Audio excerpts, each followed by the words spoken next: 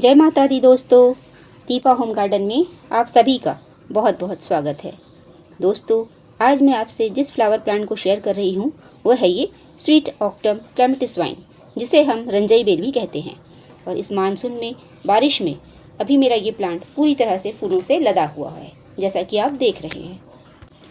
तो दोस्तों, यदि आप इस समय कोई ऐसा फ्लावर प्लांट लगाना चाहते हैं, कोई ऐसी वाइन लगाना चाहते हैं जो लगभग साल भर फूल देती रहे और उससे हमें बहुत ही अच्छी खुशबू मिलती रहे और जिससे हमारा गार्डन सुगंधित होता रहे, तो दोस्तों ये है वो खूबसूरत वाइन जिसे हम रंजई बेल कहते हैं। मानसून में यह प्लांट बहुत ही तेज़ी से ग्रोथ करता है। यह इसका ग्रोइंग पीरियड होता है दोस्तों। तो इस समय यदि आप इस प्लांट की सही देखभाल ना करें तो इसमें बहुत सारी समस्याएं उत्पन्न हो सकती है। जैसे इसमें इसकी जड़ खराब हो सकती है, इसमें फंगस लग सकता है और फूल भी कम आने लगते हैं। तो दोस्तों, यदि आपके भी पौधे में फूल कम आ रहे हैं और आप इस समय इस पर ग्रोथ चाहते हैं और फ्लावरिंग चाहते हैं, तो दोस्तों यह वीडियो आपके लिए ही है। इस वीडियो में हम शेयर करेंगे कि हमें इसकी मानसून केयर किस तरह करनी चाहिए, किस तरह की इसकी मिट्टी होनी चाहिए और खाद हम कब दें, साथ ही प्रूनिंग कब करें और फंगस के रोगों से इसे कैसे बचाएं, जो कि मानसून में एक आम समस्या होती है। यानी जब भी लगातार बारिश होती है दोस्तों, तो फंगस हमारे पौधों में लग ही जाते हैं। तो ये कुछ रोग हैं जिससे अभी हमें अपने पौधों को बचाना है। तो दोस्तों, वीडियो को अंत तक ज़रूर देखें और दीपा होम गार्डन में आए हैं तो प्लीज़ चैनल को सब्सक्राइब करें, लाइक करें, शेयर करें, कमेंट्स करें दोस्तों।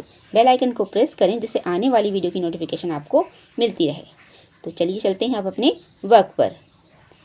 उससे पहले दोस्तों, हम इस पौधे के बारे में कुछ बातें कर लेते हैं, कुछ बातें जान लेते हैं, जिससे इसकी केयर करना हमारे लिए बहुत ही आसान हो जाएगा। स्वीट ऑक्टम क्लेमेटिस वाइन एक बहुत ही सुंदर क्लाइंबर बेल होता है दोस्तों, जो मानसून से लेकर विंटर तक लगातार फ्लावरिंग करता ही रहता है। और समर में ही ये थोड़े समय के लिए रुकता है, पर मेरे यहाँ तो इसमें समर में भी मैंने फ्लावर बहुत अधिक संख्या में पाए हैं, जिसकी वीडियो भी मैंने शेयर की है, जिसे आप चैनल पर विजिट करके देख सकते हैं। तो दोस्तों, इसमें बहुत सारे छोटे छोटे सफ़ेद कलर के, वाइट कलर के बहुत ही खुशबूदार फूल आते हैं और उनकी ग्रोथ बहुत ही तेज़ी से होती है और बहुत ही मनमोहक लगते हैं। इस बेल को हम अपनी दीवारों पर, गेट पर, टेरेस पर लगा सकते हैं, जिससे वो उस जगह को, उस स्थान को बहुत ही अच्छी तरह से कवर कर लेंगे। और मैंने तो इसे खैर पॉट में ही लगाया है और एक स्टैंड दिया है और उसी में मैं इसे गोल गोल घुमा घुमा कर लगा रही हूँ, जिससे ये बहुत अच्छे से ग्रोथ कर रहा है। यानी सीमित जगह पर भी हम इसे लगा सकते हैं। यदि आपके पास बहुत अधिक जगह नहीं है तो भी हम एक कॉर्नर में इस प्लांट को लगा सकते हैं, बस इसे थोड़ा सा सपोर्ट चाहिए। तो दोस्तों, आप देख रहे हैं किस तरह इसमें लगातार फ्लावरिंग हो रही है। यानी मेरा यह प्लांट पूरी तरह से फूलों से भरा है, लदा पड़ा हुआ है और अभी भी कलियां बन रही हैं। एक ओर जहां इसके फ्लावरिंग आ रहे हैं, वहीं दूसरी छोर पर फिर से नई नई कलियां, नई नई ग्रोथ हो रही है और लगातार ये फ्लावरिंग कर रहा है। ऊपर से नीचे तक यह प्लांट पूरी तरह से फूलों से लदा पड़ा है। तो दोस्तों, इसकी केयर में अभी मैं क्या कर रही हूँ, चलिए शेयर करती हूँ। दोस्तों, मानसून में हमें वाटरिंग का ध्यान रखना है, यह इसकी पहली आवश्यकता होती है। जब भी हमारे पौधों में ग्रोथ होती है, उसमें फ्लावरिंग होती है, तो उस प्लांट को अच्छी मात्रा में पानी की आवश्यकता होती ही है। तो दोस्तों, इस प्लांट को ही पानी की आवश्यकता होती है, क्योंकि इसमें लगातार फूल आ रहे हैं, सो उन्हें ऊर्जा मिलती ही है और हमें इसमें वाटर का ध्यान रखना है। यदि आपके यहाँ लगातार बारिश हो रही है तो पानी देने की बिल्कुल भी आवश्यकता नहीं है, परंतु यदि बारिश रुक गई है और सॉइल सूखी हो गई है, 2 से 3 इंच की मिट्टी अगर सूख गई है, तो आप इसे सॉइल को चेक कर पानी ज़रूर दें, क्योंकि यदि हम इसे पानी नहीं देंगे और सॉइल सूख जाएगी, मिट्टी सूख जाएगी, तो फिर इसके जो फूल आ रहे हैं वो भी खिलना बंद हो जाएंगे और मुरझा जाएंगे। तो मानसून में भी पानी का ध्यान रखना होता है यदि अच्छी बारिश ना हो रही हो। और यदि लगातार बारिश हो रही हो दोस्तों, तो इसे आप पानी ना दें, अधिक पानी से भी रूट रॉट हो सकता है। अगली केयर है दोस्तों, ड्रेनेज का ध्यान रखना है। इस प्लांट में पानी बिल्कुल भी रुकना नहीं चाहिए।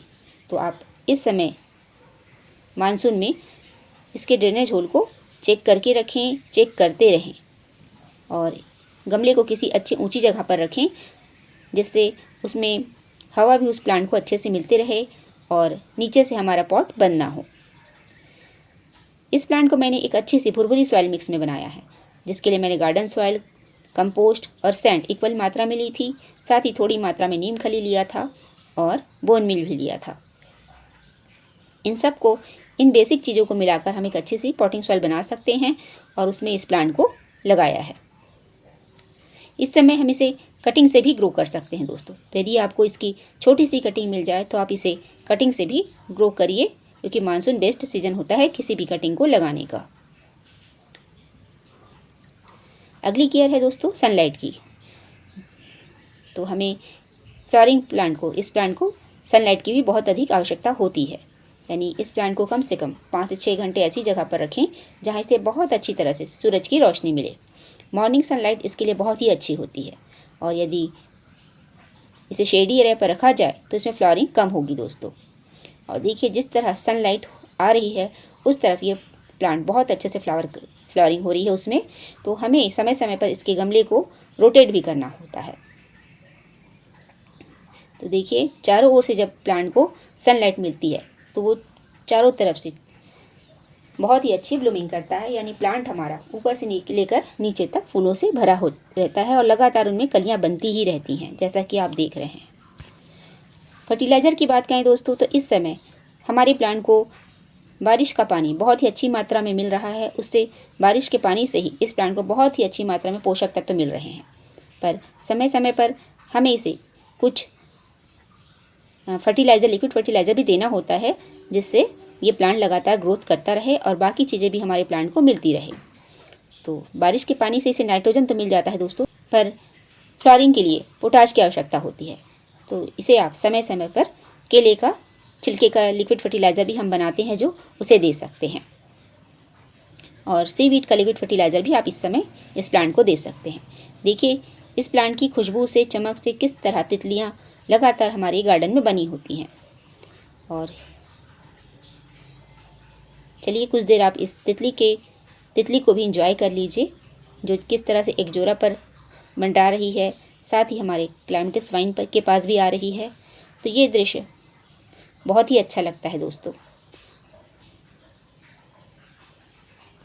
और ये दृश्य ही हमें और आगे गार्डनिंग करने के लिए प्रेरित करते हैं। तो दोस्तों आगे की केयर टिप्स ये है कि इस क्लैमिटिस वाइन को, यह एक वाइन है, सो इसे आगे बढ़ने चढ़ने के लिए एक मजबूत सहारे की आवश्यकता होती ही है। तो आप इसके लिए सपोर्ट देने के लिए ट्रेलिस का, वायर का या बम्बे स्टिक का या फिर फेंस का यूज कर सकते हैं। और मैंने तो इसके लिए एक स्टैंड मंगाया है, क्योंकि मेरे यहाँ बहुत अधिक स्थान नहीं है कि मैं इस वाइन को बहुत अधिक फैला सकूं। सो इसे मैंने एक कॉर्नर पर ही रखा है। तो इसके लिए मैंने एक स्टैंड मंगाया है, और उस स्टैंड के चारों ओर मैं इसे लपेट कर बड़ा कर रही हूँ दोस्तों। और आप देख ही रहे हैं ये चारों ओर, उस स्टैंड के चारों ओर बहुत अच्छे से कवर हो गया है, और अब वो स्टैंड बिल्कुल नज़र नहीं आ रहा है। यानी चारों ओर प्लांट हमारा नज़र आ रहा है, फ्लावरिंग नज़र आ रही है, पर वो स्टैंड हमारा नज़र नहीं आ रहा है। तो इस प्लांट ने पूरी तरह से उस स्टैंड को कवर कर लिया है। तो इस तरह सपोर्ट देकर हम इस प्लांट को बहुत ही अच्छी तरह से ग्रो कर सकते हैं। एक अच्छी फ्लावरिंग के बाद इस प्लांट को प्रूनिंग की भी आवश्यकता होती है दोस्तों। जब ये सारे फ्लावर खिल जाते हैं, एक अच्छी फ्लावरिंग कर लेते हैं, उसके बाद ये सूखते हैं और फिर धीरे धीरे झड़ जाते हैं। तो जब ये फ्लावर स्पेंड हो जाएं तब हम इसकी लाइट प्रूनिंग करते हैं, और जब लाइट प्रूनिंग करते हैं उसके बाद फिर से न्यू ग्रोथ स्टार्ट हो जाती है। तो ये क्रम चलता ही रहता है दोस्तों। अभी हमें इसे हार्ड प्रूनिंग नहीं करना है, हम फरवरी में इसकी हार्ड प्रूनिंग करेंगे। पर अभी इसकी जब ये सारे फ्लावर झड़ जाएंगे तो हम इसे लाइट प्रून कर सकते हैं, और आगे अभी इसके फूलों को और भी एंजॉय करेंगे। यानी इसमें अभी लगातार ग्रोथ होती ही रहेगी दोस्तों। पेस्ट कंट्रोल की बात करें तो इस समय मानसून में एफिड, मिलीबग और स्नेल की समस्या हो सकती है। तो आप समय समय पर वीकली नीम ऑयल का स्प्रे ज़रूर करें, और स्नेल को हम हाथों से हटा सकते हैं। साथ ही दोस्तों इसमें जो पत्ते या फूल गिरते हैं नीचे ज़मीन पर या सॉइल से जो टच होते हैं उन्हें भी आप हटाते रहें। साफ़ सफाई से बहुत सारे कीड़े मकोड़े हमारे प्लांट से दूर रहते हैं। और यदि आपका यह प्लांट बहुत ही अच्छा हैवी हो गया, हैवी ग्रोथ हो गया है, प्लांट बहुत अधिक ऊंचा हो गया है, तो आप इसकी रिपोर्टिंग भी कर सकते हैं। और आगे अच्छी ग्रोथ के लिए आप इसे अच्छी धूप दीजिए, सही समय पर संतुलित खाद दीजिए। पॉट में पानी का जमाव बिल्कुल नहीं होना चाहिए, यानी ड्रेनेज होल चेक करते रहिए। समय पर लाइट प्रूनिंग करिए, जब भी फ्लावर एक्सपेंड हो जाएं तो लाइट प्रूनिंग कर दें और फिर गमले में साफ़ सफाई बनाए रखें। ये कुछ ज़रूरी बातें हैं दोस्तों, जिससे हमारा यह प्लांट अभी लगातार फ्लावरिंग करता रहेगा। अंत में दोस्तों, मेरे इस प्लांट पर भी देखिए कुछ फंगस की समस्या हो गई थी। हमारे यहाँ भी लगातार बहुत तेज़ बारिश हुई थी, सो मैं इस प्लांट के पास नहीं आ पाई थी। और जब मैंने आकर देखा तो इसकी रूट पर मुझे थोड़े से फंगस जैसे नज़र आए, तो मैंने इस पर ये हल्दी पाउडर छिड़क दिया था।